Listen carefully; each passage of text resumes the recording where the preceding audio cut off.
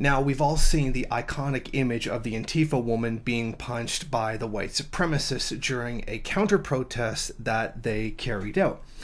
The fascists were there making themselves known, spreading their message. Antifa came in and shut them down. Things turned violent. This man punched that woman, and it's now like a big iconic image. There's a GoFundMe to pay for her medical bills, and on the other side, fascists have started a GoFundMe to buy ice for his hand. Now, this is pretty much a straight-up situation. You go in to a violent situation like that and you risk getting hurt. No one's denying that. Here's what's strange.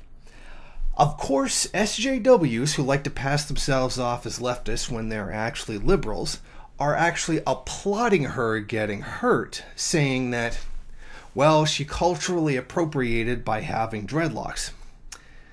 Now, of course, more than black people have had dreadlocks in all of history, and that part just seems to be, terribly just ignored. But I mean, to go to the point of wishing violence on a woman by a fascist just because of her hairstyle is frankly indicative of the very malicious and reactionary nature of SJWs themselves. I mean, this is disgusting. And some of them even advocated calling the police on her and reporting her for violence just because of her hair, and that's somehow justified in their eyes. And again, we can see the completely anti-scientific nature of SJWs and their, well, frankly, the hatred towards anything that could actually change the system, really, and how narcissistically wrapped up in themselves and their own perception of being offended they really are. So that's just pure bullshit. And I think if Antifa actually comes across any of these people, they should kick their asses too. Now, here's something else. Reports are coming out from Antifa people that not the woman who was hit, but another person in Antifa contacted the cops about her being hit. Like they were trying to report the Nazi to the police. Now, I'm not saying Antifa was doing this. From what I've gathered, it's just one guy who was trying to do this. And that's pretty messed up too.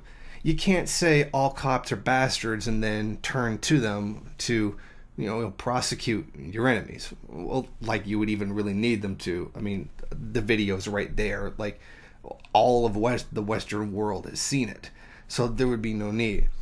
But I'm just wondering, like, what that guy is thinking by just going out there and trying to call the cops when they're already taking the stance of all cops are bastards. It seems completely ridiculous to me. And this guy needs to be taken care of. He needs to get his politics straightened out. But it's just weird that there's one, like, in the very rare act of violence that's being carried out in the Western world, that finally there's some kind of radical action being taken against fascists. And here's two ways that those who are supposed to be on the side of anti-fascists are screwing it up.